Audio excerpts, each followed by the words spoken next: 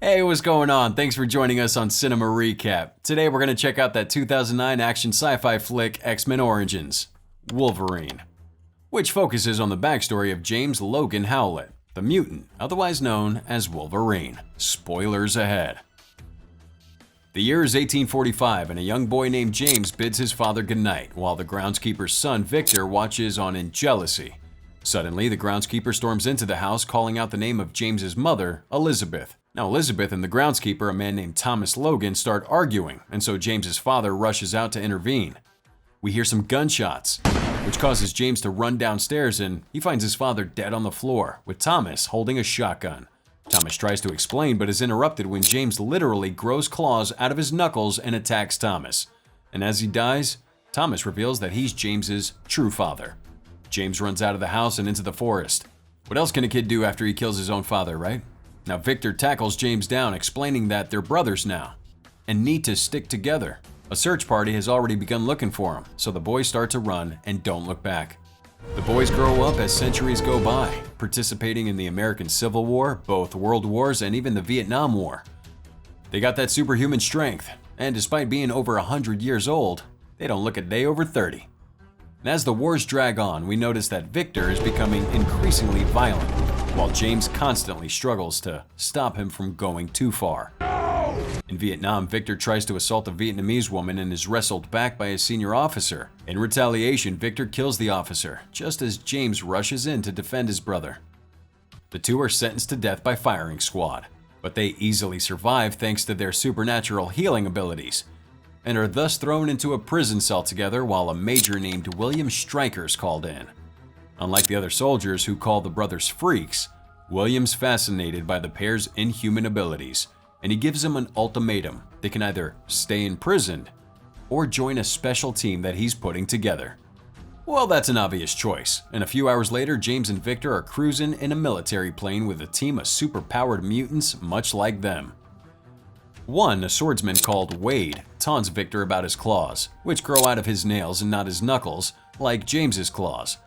Another member of the team, Bradley's flying the plane using his technopath power.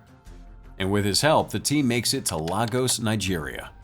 They're tasked to breach a heavily guarded building where illegal diamond mining seems to be taking place. Zero, an expert marksman, decimates the perimeter guards with just 2 pistols, while Fred, whose superpower is complete invulnerability, takes care of the remaining tank. The team rides up the elevator, experiencing a minor hitch when it shuts off, but it's an easy fix with Bradley on the team.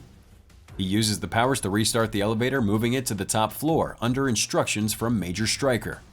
The doors open and the team is immediately assaulted with gunfire, but it's no problem for Wade, who evades those bullets entirely with his katanas.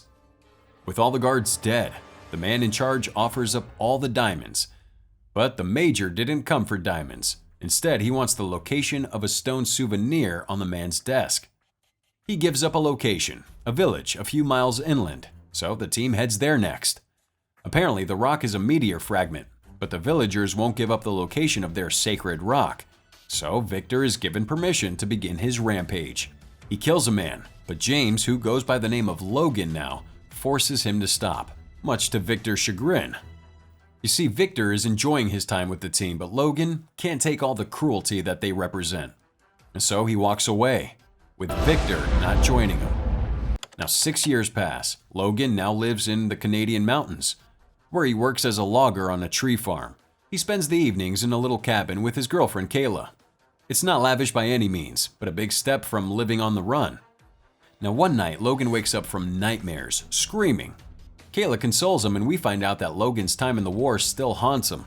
Apparently, she knows about his mutant ability and politely ignores the claws that protrude out of his knuckles, instead commenting that they'll need to buy new sheets. So the next morning, Logan's hard at work when Major Stryker and Zero drive in. Stryker explains that he has a job for him, but Logan is uninterested, even after finding out that both Wade and Bradley have been murdered by someone targeting the team. So that night, Kayla tells Logan the aboriginal folktale of the moon's old lover, Q-Quat-Shu. They used to live in the spirit world together until another spirit tricked Q-Quat-Shu into coming to the mortal world. Unable to go back, Q-Quat-Shu, which means Wolverine, howls mournfully at the moon every night in longing. So the next day, Kayla's off to school where she works as a teacher when she sees Victor standing in the middle of the road. He's all dressed like your standard villain in black trench coat for some reason, and she stops the car. Logan, hard at work, senses that something's wrong when he finds a mutilated animal head and claw marks next to it. He drops everything and rushes to find Kayla, but by the time he comes across her bloodied body, it's too late. Victor calmly waits in a local bar, and sure enough, Logan finds him. Claws come out and the two rush at each other. It's an intense battle, but Victor's stronger and easily defeats his brother. Logan's rushed to the hospital, but he's all good to go because of his supernatural abilities before he even gets there. Stryker is already there, and Logan attacks him next. But Stryker's explaining that he tried to warn Logan the day before, he just didn't know that Victor was the murderer. Apparently, Stryker had locked up Victor for becoming too murderous, and Victor felt betrayed. Promising to get revenge, Logan walks away, intent on finding Victor and killing him once and for all. But even Stryker knows that Victor is far stronger than his little brother. However, he says that he has the resources Logan needs to defeat him, and that makes Logan pause. So Logan agrees, as long as he gets to kill Victor, and the two of them head to a military base where a painful operation is performed on Logan. The plan is to make Logan indestructible, reinforcing his skeleton with adamantium, a powerful metal, but it's going to be excruciating. Apparently, this metal is what Stryker wanted to find back in Nigeria. Just before that procedure begins, Stryker gives Logan back his old dog tags, but Logan says that he wants some new ones that say Wolverine instead. Logan's put into a tube of water and the operation begins as needles drill into Logan's skull. His heart rate and body temp are soaring as he's thrashing through the water, flashing back to the most painful moments of his life, like the murder of his true father or the world wars. The EKG reads no heart rate, and everyone's watching, sure that Logan's dead. However, it picks back up again slowly but surely, and thus, the head doctor claims the operation to be a success. Zero asks Stryker if this means that Logan will be taken off the island, but instead Stryker reveals that he plans to use him for his DNA and orders the doctors to erase Logan's memory. But Logan hears every word. His eyes suddenly open and he leaps out of that water tank screaming, metal claws fully on display. Zero starts shooting, but it doesn't even faze Logan as he rushes out of the lab and escapes. An elderly couple drive through their charming little farm just in time to see Logan streak across the road and disappear into their barn. The elderly man heads inside, armed with an old rifle, and finds Logan crouched in a corner. Takes pity on him, probably because he's stark naked, and asks Logan to come into the house, even offering him some clothes. The kindly old couple offer him some supper, even after he accidentally destroyed their bathroom with his new metal claws, and they even allow him to stay in the barn for the night. Now that night, all Logan can think about is Kayla and her story of the moon's lover. The next morning, the man gives Logan his son's old leather jacket while explaining that, in life, everyone has a choice to do the right thing. He tells Logan that he's free to test drive the man's motorcycle, and then the farmer's wife walks in with a breakfast tray. Looks like if you streak through a farm, you get the best hospitality. Suddenly, the breakfast tray explodes, and then perfectly aimed bullets make quick work of the husband and wife both. Zero, on a hill nearby, radios in that he's found Weapon X, which is what they've taken to calling Logan. Stryker commands that they blow up the house, but Logan, riding on the motorcycle, drives out of the house just seconds before it explodes. He's riding through the forest with both a chopper and truck hot on his tail. Logan uses his new claws to slice through both, and the helicopter crashes hard. He walks up to the crash and takes the radio in hand to tell Stryker that after he kills Victor, he's coming after him next. The helicopter, aided by a spark from Logan's claws, explodes into flames with Zero trapped inside. Back at home base, Stryker is given a case full of adamantium bullets, the only thing that will take Logan out for good. Meanwhile, Logan meets up with another living member of his old team, John Wraith, a teleporter. And John informs Logan that the point of their team was to hunt down other mutants, and that they did horrible things after Logan left. They also met up with Fred, that invulnerable team member who took out that tank earlier in the movie. Well, Logan tries to press him for information on Victor's whereabouts, but Fred and Logan have always had a difficult relationship. John suggests that they box together, handing Logan a pair of boxing gloves. And so he gets into the ring to fight Fred for information. Without using his claws, Logan has a hard time fighting Fred.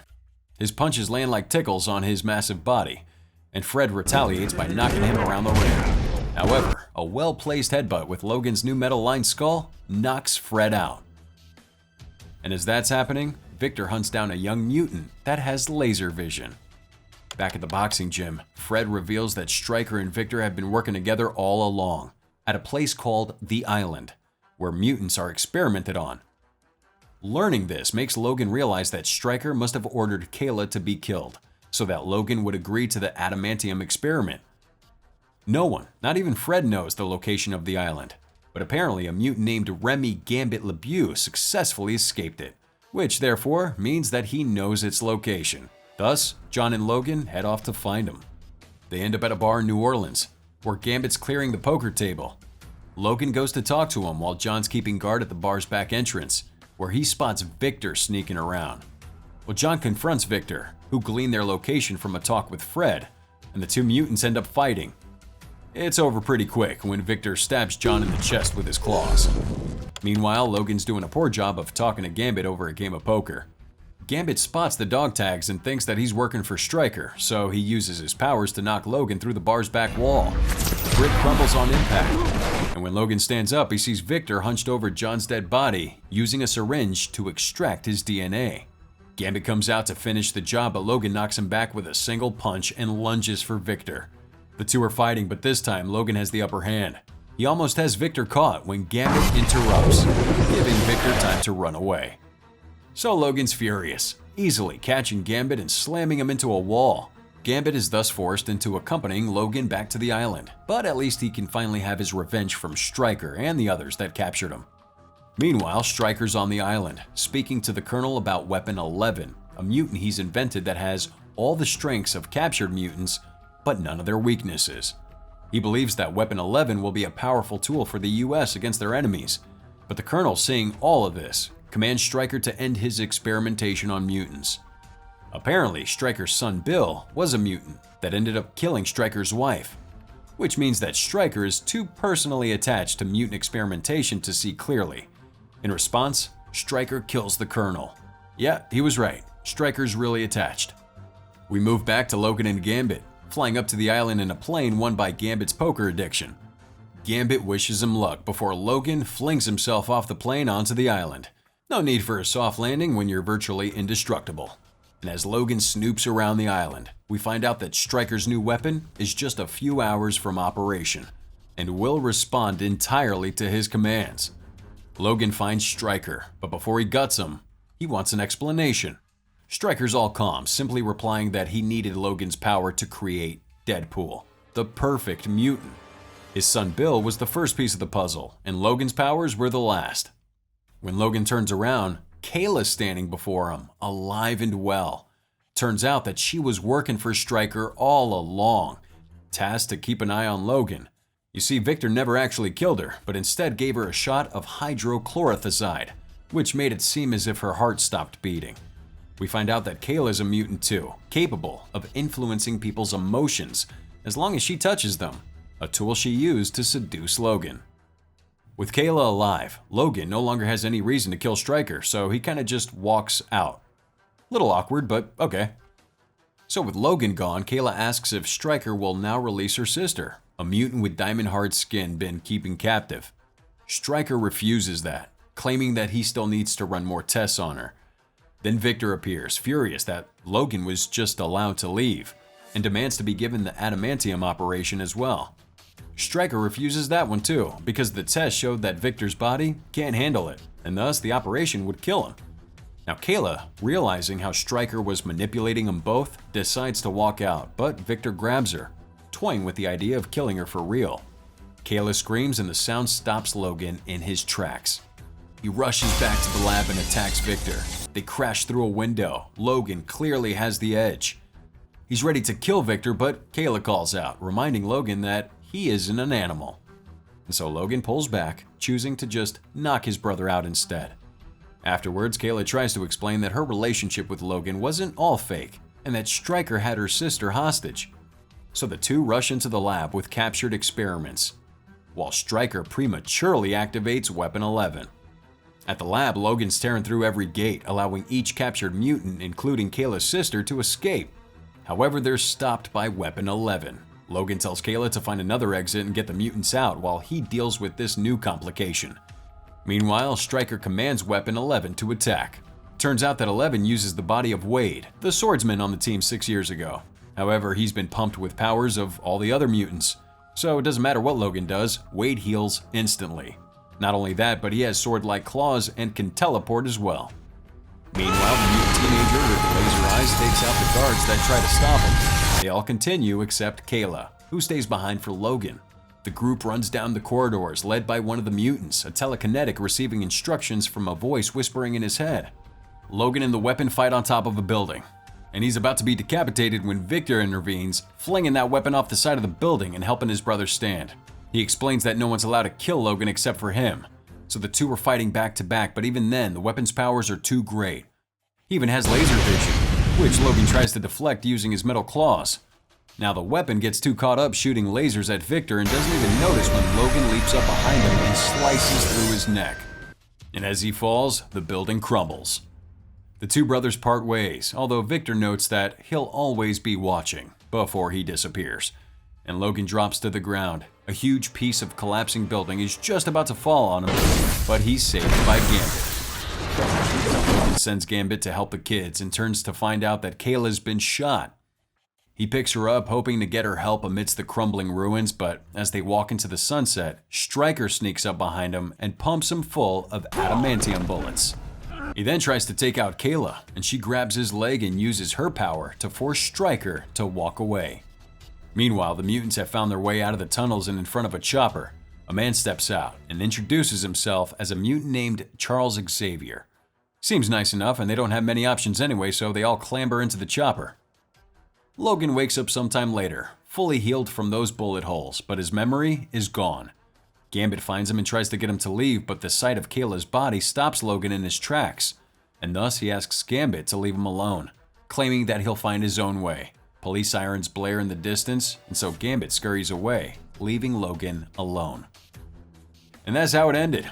X-Men Origins Wolverine, produced by Marvel Entertainment in 2009, starring Hugh Jackman, Liev Schreiber, and Ryan Reynolds.